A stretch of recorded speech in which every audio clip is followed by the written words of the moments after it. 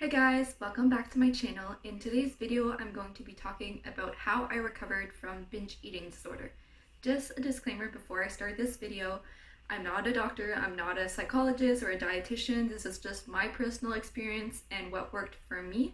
So now that I cleared that out of the way, let's get into the video. So firstly, I'm going to start with when I was stuck in semi-recovery.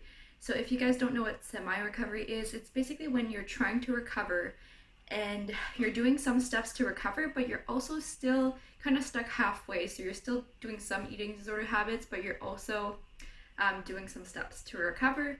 I was stuck in semi-recovery for probably a long time, probably over 2 years. During this time, I was tracking macros and it was basically putting a band-aid over it. So when I was tracking, I would stick to my macros and I wouldn't binge, but as soon as I would go even a little bit over my macros, it's like a switch would flick off and I would just go into a full-blown binge. And sometimes this would last for days, weeks, months until I'd start tracking again and I kind of get back into a routine. And this would go on for 2 years pretty much, I think.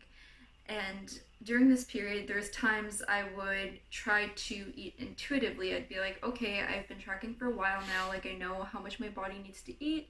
So I tried to transition into eating intuitively, but since I was starting with eating foods that I wasn't used to eating, I would go for foods that, didn't fit my macros or whatever. And since I was deprived of these foods for a long time, my body's natural reaction was to binge on them.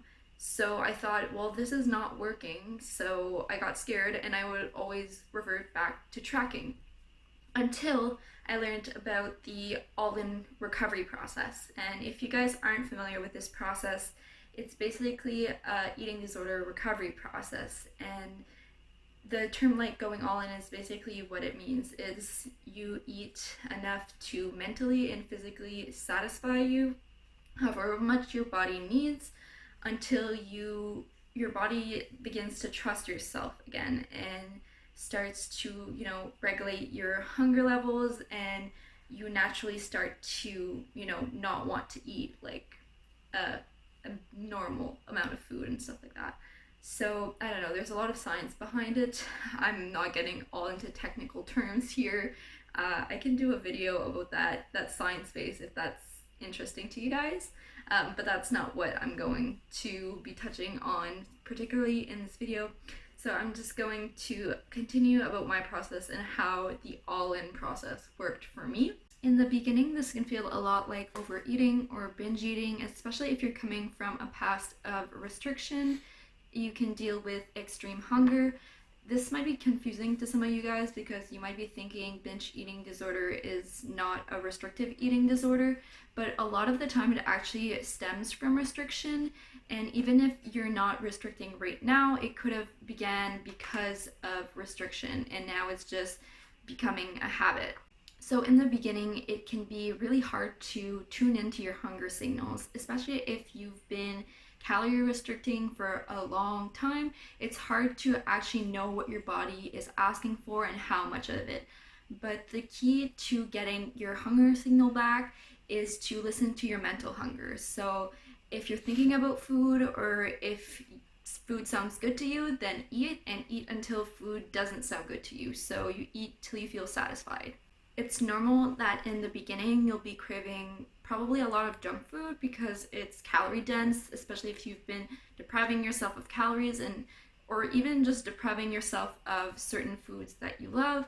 So don't be alarmed and be like, oh, this is not working. Like if I eat intuitively, I'm just gonna eat like cake and pizza and everything every day. Like your body will eventually learn to crave healthy foods and stuff once it learns to trust you and that you're not going to restrict anymore. It's really scary in the beginning because you feel like these foods are just going to trigger you to binge more, but the more that you allow these foods, the less appealing they become, and you know that you can have them anytime, so they don't trigger you anymore and they become less appealing to you. So during this phase, most people will overshoot their set point. And what this means, if you guys aren't familiar with the set point theory, that's another video topic I can cover in another video. But to put it in short terms, basically everybody has a set point range that's, like it's not a certain weight. So it can be like a little bit above or below a certain weight, but it's where your body naturally likes to sit at. It's where it functions best at, it feels the most healthy at, and it just sits naturally at. So basically, when you're in recovery, a lot of times you can overshoot that set point, because especially if you were like underweight before, your body needs a little bit of extra weight to feel safe, because it kind of doesn't trust you anymore, and it's scared that even if you're feeding it now, that you're gonna restrict again. So it kind of has that protective mechanism in case that you were to start it with that, and it has like an extra layer of fat or whatever to rely on. So as you move along in recovery and your body starts to feel safe again, you will most likely start to lose a little bit of this overshoot weight. And this happens naturally, like not by dieting or anything like that. Like usually your appetite starts to regulate, you get like less hungry and stuff like that as your body starts to trust you, and you'll naturally lose a little bit of weight. But this doesn't happen in all cases. Like some people don't overshoot, they'll just stay the same weight. Some people will overshoot, or not overshoot, they'll gain weight, I guess, and stay that weight because their body's happy at that weight.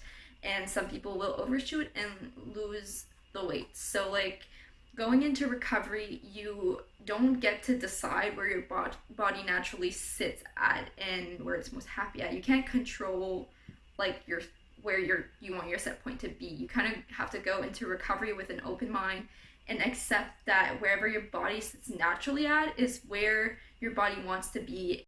And you need to learn to accept that. And another thing that's important in recovery is finding a purpose beyond recovery, because I find that with the recovery community, it's easy to kind of identify yourself with that community and kind of get trapped in that and not move forward from recovery and not know who you are without recovery.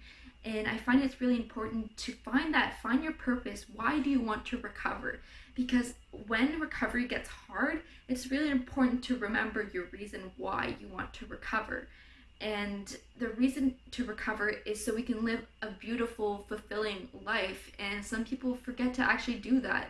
They recover and they're still stuck in just thinking about recovery all the time. There needs to be a purpose beyond that. For me, like, I love powerlifting. It's a big passion of mine, and powerlifting has become so much better now that I'm in recovery, because my ED was really in the way of my powerlifting and my progress with powerlifting, and I'm progressing so much better now that I'm a weight that my body naturally sits at.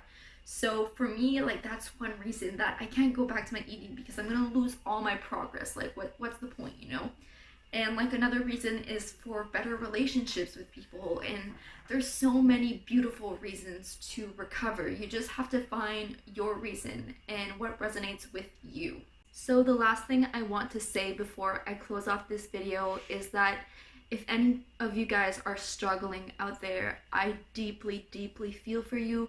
I know what you're going through, and if you guys don't have anybody to talk to, anybody to support you, I'd be so glad to be there for you guys. So don't hesitate to DM me on Instagram or reach out to me at any time if you guys are struggling with recovery and you need someone that listens to you. I can be that person for you. And yeah, I wish you guys all of the best in your recovery process, and I hope you guys enjoyed this video. Please comment, rate, and subscribe. Bye guys.